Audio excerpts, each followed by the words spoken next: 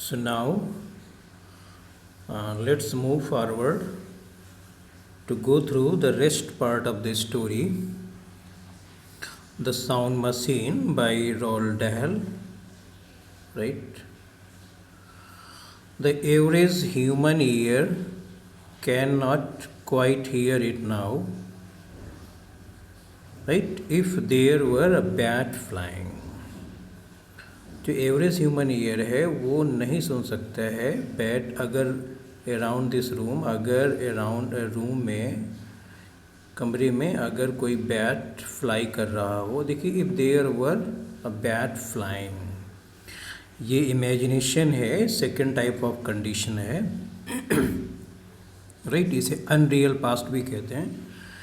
And I turn it into 30,000 on my machine. यहाँ पे it होगा ट्यून्ड, आई tuned, sorry. तो यहाँ पे क्लॉजनर कहते हैं कि मैंने जो अपनी मशीन है उसको ट्यून कर दिया था 30,000 vibration. Right, I would hear the squeaking of that bat very clearly. जैसा कि पहले मेंशन था इस लेसन में कि 15,000 एबव अगर पर सेकेंड वाइब्रेशन है तो ह्यूमन ईयर उन्हें नहीं सुन पाता है. तो यहाँ पे उन्होंने मशीन को ट्यून किया 30,000 में. इसके बाद उसको कन्वर्ट का जो प्रोसेस है वो किया और कि I would hear the squeaking of that bat very clearly. तो इस तरीके से जो क्लॉजनर कहते हैं कि अगर हम उसको 30,000 पे सेट करें तो हम जो बैट की स्क्वीकिंग को, उसकी आवाज़ को क्लियरली सुन सकेंगे.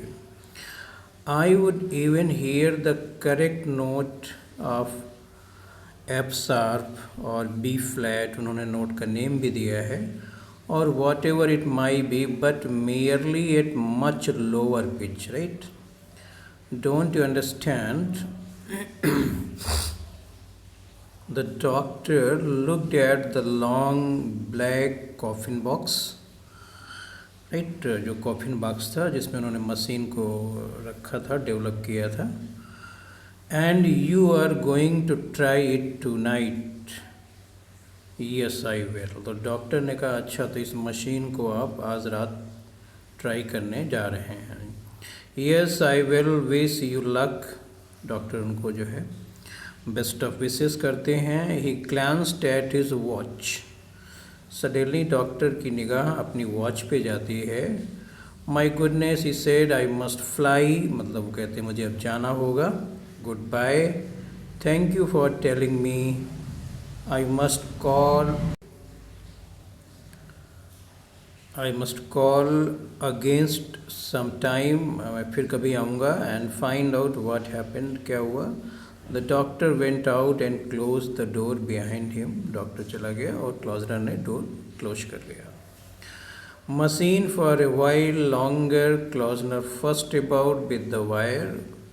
क्लोजनर कुछ देर तक अपना वायर के साथ उलझे हुए थे. And right in the black box. Then he straightened up. उन्होंने अपनी बॉडी को सीधा किया.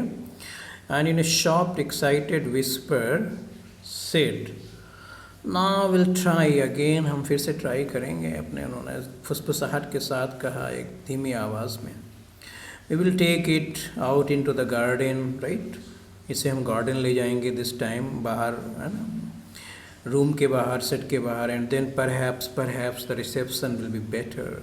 तो क्लॉजनर का ऐसा सोचना था कि फिर जो रिसीविंग पावर मशीन का होगा और बेटर होगा, क्लियर होगा. Lift it up now carefully. Oh my God is heavy. इस तरह से वो अपने आप से बात भी करते जा रहे हैं कि चलो इसे उठाते हैं केयरफुली. और oh my god it is heavy. काफ़ी हैवी मशीन लगती हुई है उनको वेट में. He carried the box to the door. Found that he could not open the door without putting it down.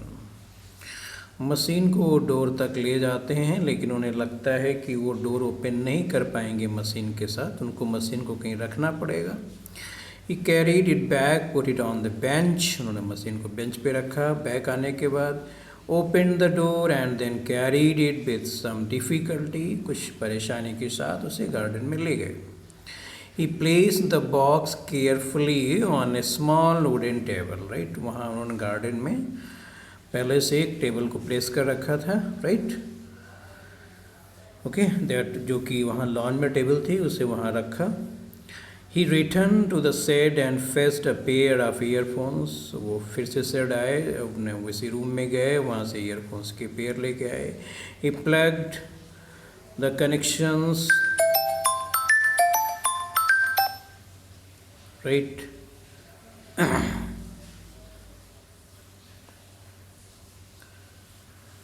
And he returned to the shed and fetched a pair of earphones. He plugged the connections from the earphones into the machine and put the earphones over his ear. इस तरह से इन्होंने connection किया.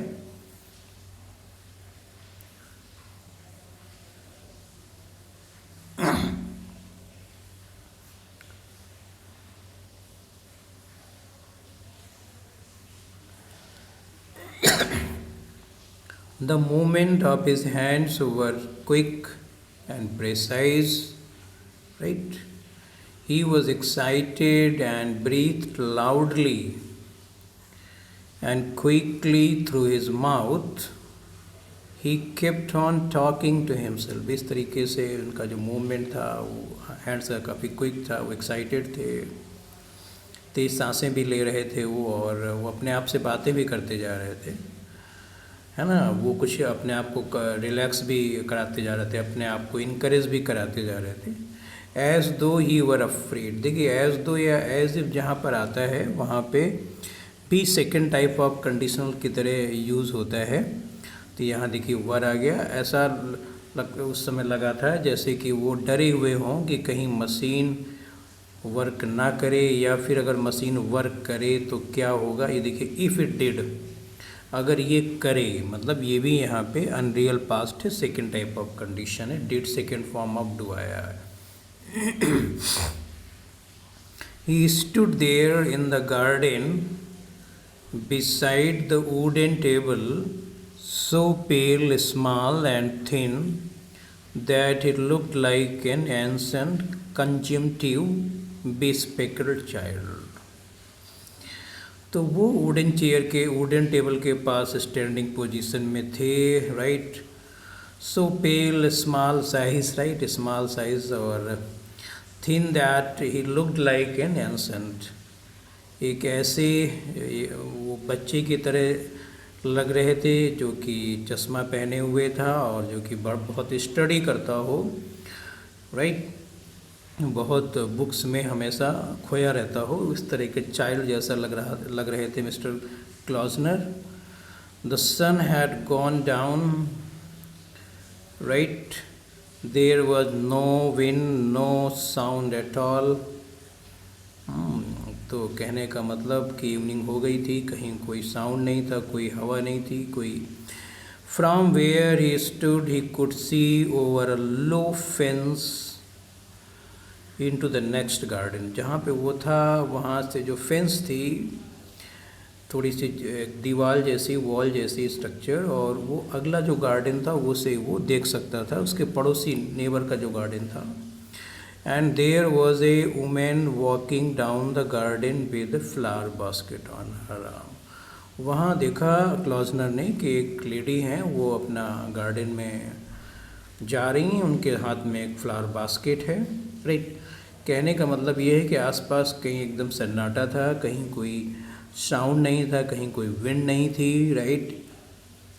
Evening थी. केवल उन्होंने देखा एक उनके जो नेबर थी उनको उनके गार्डन में बास्केट लिए हुए जाते हुए.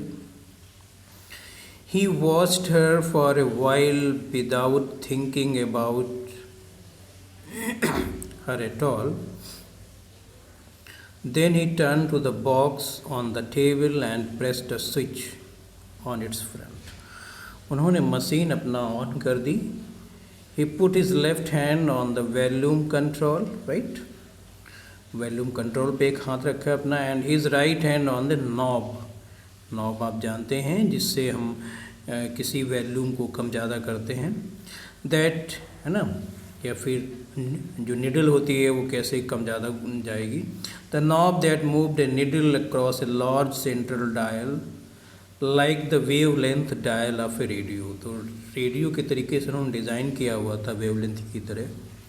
The dial was marked with many numbers. जो डायल था उसमें बहुत सारे नंबर थे फ्रीक्वेंसी बेस्ड के। Series of band starting at 15,000 and going on 10 lakhs। तो इस तरीके से उनकी मशीन सेटअप थी कि उसमें पर सेकंड जो वाइब्रेशन थे वो 15,000 से लेकर के 10 लाख तक का सेटअप था। और उसे अपना वो किस तरह का उन्हें रिसर्च करना है, किस तरह का वो समझना चाहते हैं, उसके अकॉर्डिंग वो सेट कर सकते थे। And now he was bending forward over the machine. अब क्लॉजनर मशीन पर झुके हुए थे। His head was cocked, okay, cocked one side in a tense listening attitude, right. तो उनका जो सर है वो एक तरफ झुका हुआ था, राइट, और वो कुछ बड़ा मतलब अटेंटिवली सुनने की कोशिश कर रहे थे। His right hand was beginning to turn the knob. उनका जो राइट हैंड था वो नॉब को सेट कर रहा था। The needle, right, the needle was travelling slowly across the dial. So slowly जो नीडल थी वो कहीं ना कहीं कुछ मूवमेंट कर रही थी, ये शो कर रहा था कि कुछ साउंड है। So slowly he could hardly see it move and in the earphones he could hear a faint smash. थोड़ी सी टाइपिंग में प्रॉब्लम हुई है यहाँ पे। ही कुड हियर ए फेंट स्पैस्मोडिक क्रैकलिंग। सो फेंट मीन्स बहुत हल्की आवाज़ थी, साउंड था। ऐसा लग रहा था जैसे कॉन्ट्रैक्शन ऑफ मसल्स का साउंड होता है, इस तरह का एक पॉपिंग है, मतलब रैपिड शॉर्ट साउंड आप कह सकते हैं। उनको कुछ हल्का सा समझ में आया। Behind this crackling sound, right, he could hear a distant humming tone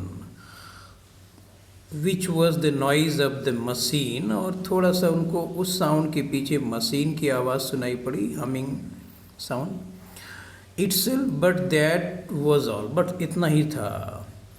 As he listened he became conscious of a curious sensation, a feeling that his ears were stretching outward from his head, that each ear was connected to his head। जो machine का year था वो उसके Klusener के head से connected था by a thin stiff wire like a tentacle। टेंटाकिल आप जानते हैं बहुत सारे एनिमल्स के होते हैं, जो ऐसे पार्ट होते हैं, थिन पार्ट होते हैं, जो एक तरह के सेंस ऑर्गन होते हैं, जो आगे क्या पोजीशन है, किस तरह की लोकेशन है, उसको रियलाइज करते हैं।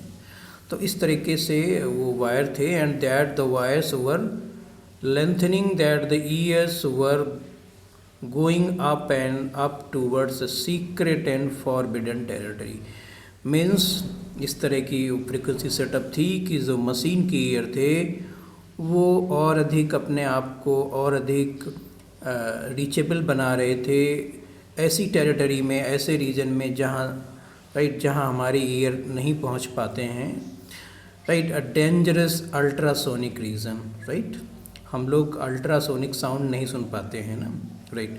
तो वो जो मशीन के ईयर हैं, जो डिवाइस है उसके ईयर हैं, वो उस रीजन पे अपने आप को रीचेबल बना रहे थे where ears had never been before, right, जहाँ पे ह्यूमन ईयर कभी नहीं पहुँच पाए थे।